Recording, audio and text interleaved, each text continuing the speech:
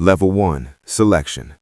It starts with the cold, not the kind you feel on your skin, the kind that sits in your bones while you're knee-deep in black water at 3:17 a.m., holding a rifle above your head, waiting for a command that doesn't come. No one speaks. They're watching you. Not to see if you're strong, that part is assumed. They're watching to see when you break, or if you do. Your legs shake, not visibly, not yet. You lock your jaw, you stare forward, you count seconds in your head, because time is the only thing you can still control. The rule here is simple. You don't quit. No one tells you that passing doesn't mean you're ready. It just means you didn't fail in front of them. A man 2 positions down drops his rifle, just for a second, just long enough. He's gone in under a minute. No argument, no second chance, no explanation. You feel something shift when he leaves. Not sympathy, not fear. Clarity. This is not about fairness, it's about elimination. You adjust your grip, ignore the numbness, ignore the doubt. You stay. By sunrise, half of you are gone. By sunset, you're still standing. That's all it takes to enter. Not skill, endurance, and the willingness to suffer without asking why. Level 2, Initiate. The instructors stop yelling. That's how you know it's worse. Now they watch quietly while you learn things you're not allowed to write down. Close-quarter shooting, breach tactics, room clearing where hesitation gets people killed. Every movement is measured. Every mistake is remembered. You learn the first real rule of the system. Speed matters. Precision matters more.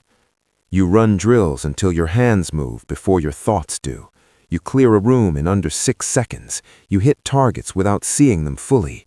You trust angles, patterns, probability. You also learn something else. You're replaceable. There are 23 of you left. There will be 12 by the end. Not because the others are weak, but because the system doesn't need more. You start competing without admitting it. Faster reloads, cleaner shots, better decisions under pressure. No one says it out loud, but everyone knows. You're not training to be good. You're training to be chosen.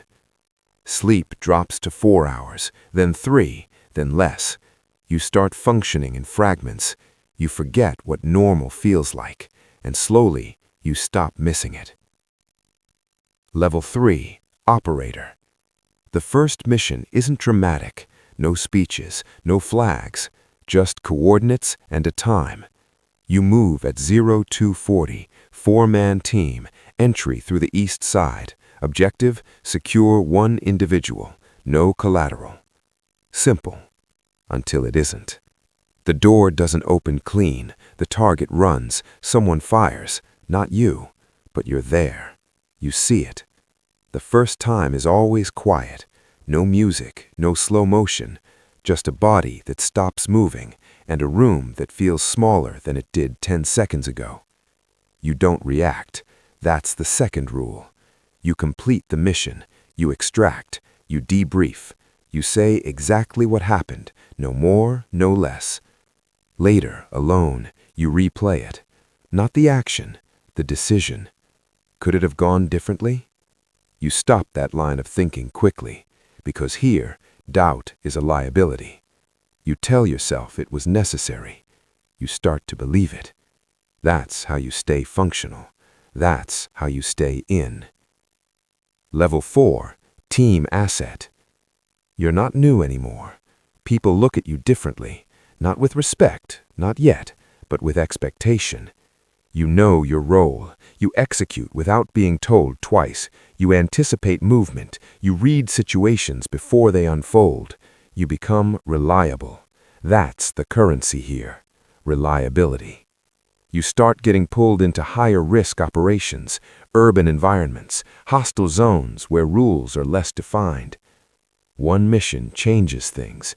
You're given partial intel. The rest is uncertain, time sensitive. You make a call mid-operation. You deviate from the plan. It works. The objective is secured. No losses. But deviation is noted. Afterward, you're pulled aside. You made the right call, they tell you, but you broke protocol. There's a pause. Do it again, and you better be right. That's the third rule. Results justify risk, but only if they succeed. You start understanding the real structure. There are rules, and then there are outcomes. Outcomes matter more. Level 5. Specialist. You're no longer just executing, you're shaping operations. You specialize: surveillance, signals, breach, intelligence fusion. You become the person others depend on for something specific. That gives you leverage and responsibility.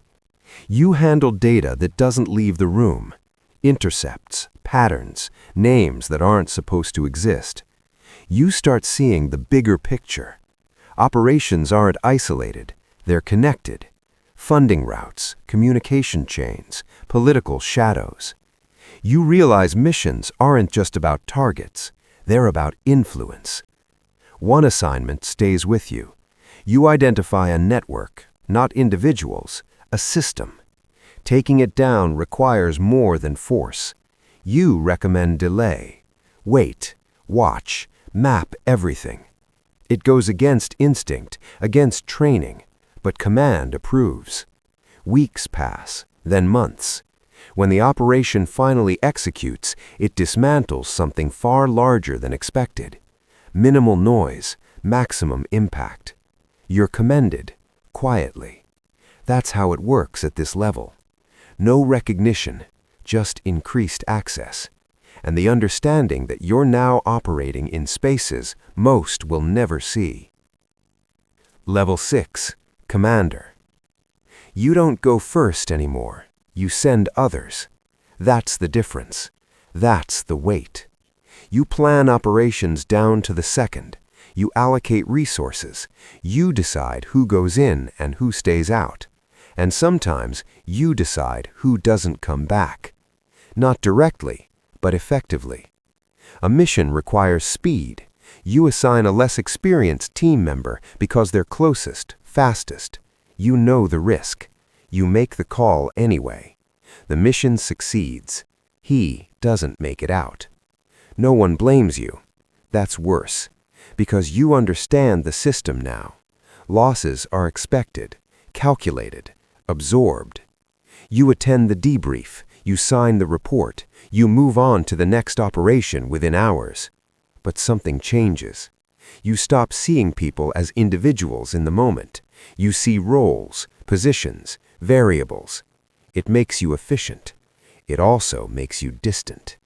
You tell yourself it's necessary, because it is. At this level, hesitation doesn't just cost you, it costs everyone. Level 7. Strategic authority. You don't operate in the field anymore. You operate above it. You coordinate multiple units across regions. You balance political pressure with operational necessity. You sit in rooms where decisions are made before anyone else knows there's a problem. You deal in information. That's the highest currency. You decide which intelligence is actionable, which is ignored, which is buried. That's when it becomes complicated. You receive intel about a potential threat, incomplete, unverified. Acting on it could prevent something or trigger something worse. You delay. You gather more. Time runs out. The event happens. Casualties, 43. You review the timeline, the decision points, the uncertainty. You realize something. At this level, there are no clean choices, only trade-offs. You adjust your thresholds. Next time you act sooner. Maybe too soon. You don't know. You never fully know. That's the illusion. Control. You have influence, not control. Level 8. The ghost. No one introduces you anymore. They reference you, indirectly. You exist in briefings, in decisions, in outcomes that trace back to you without your name attached. You don't deploy. You don't command. You shape the system itself. You design frameworks that determine how operations unfold before they begin. You decide what kind of risks are acceptable, what kind of actions are permitted. You build the rules others think are fixed. That's power. And it's isolating. You don't have peers, only counterparts in other systems. You don't have clear enemies, only opposing structures.